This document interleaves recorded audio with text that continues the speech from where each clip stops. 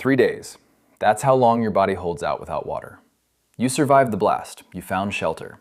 Last episode we figured out power, at least enough to keep the lights on and the radio running. You're doing everything right, but now you're thirsty. And there's water everywhere around you. Rivers, rain, wells, open barrels sitting in the yard, and that's exactly the problem. After a nuclear event, the water that looks fine, the water that smells fine, is carrying something you can't detect with any of your senses. And by the time you feel it, it's already inside you. So before you touch anything, let's talk about what you're actually looking for and what to do when what you find is already compromised. Running surface water, rivers, streams, open canals, is your last resort in the first weeks. Fallout particles settle on everything, and they concentrate near the surface. The closer to the surface, the higher the risk. What you want is depth. A deep bore well, a covered artesian well, a natural spring fed from underground. These are your best options near a refuge. The earth itself acts as a filter.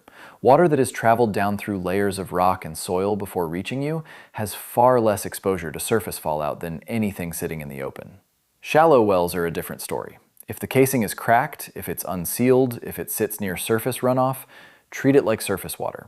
Assume it's compromised until you can prove otherwise. And that rain? The first rainfall after a nuclear event is washing fallout straight out of the atmosphere and into whatever container you left open. Let several cycles pass. Then, and only then, rainwater becomes one of your most reliable options in this region. We get enough of it, but timing is everything. Here's what most people get wrong. Boiling does not remove radioactive contamination. It kills bacteria. It doesn't touch radioactive particles.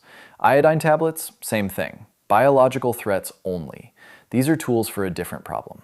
The gold standard is reverse osmosis, a proper filtration system that forces water through a membrane fine enough to block radioactive particles.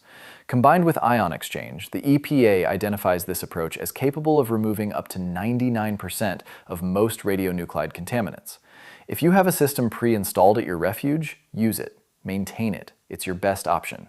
But here's the reality most of us are facing. You probably won't have one when you need it most. So the field answer is distillation. Boil the water, collect the steam, condense it back into liquid. It's not the boiling itself doing the work, it's the phase change. Most radioactive particles and heavy metals have a higher boiling point than water, so they stay behind in the pot while the steam that rises is clean. For radioactive particles and heavy metals specifically, the contaminants you're most worried about after a nuclear event, peer-reviewed studies put properly done distillation at up to 99.5% effective.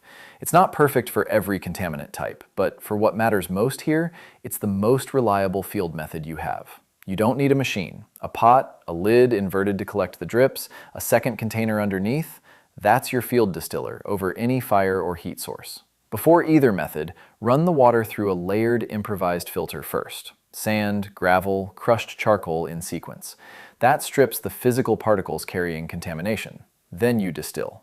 All three steps together give you the best outcome available without modern equipment. Dark containers, sealed, off the ground, label what you collected and when. Early rainfall stays separate, used last or not at all. A good refuge has a deep protected water source nearby, space to collect across multiple rain cycles, and sealed storage for at least 2 weeks. When you're scouting a place to hold out, look for the well first. Look at how deep it goes, whether it's covered, whether it sits above or below the surrounding land. That one detail tells you more about a refuge's long-term viability than almost anything else. I'm not an expert. I'm just trying to figure things out before it's too late. Welcome to the chaos.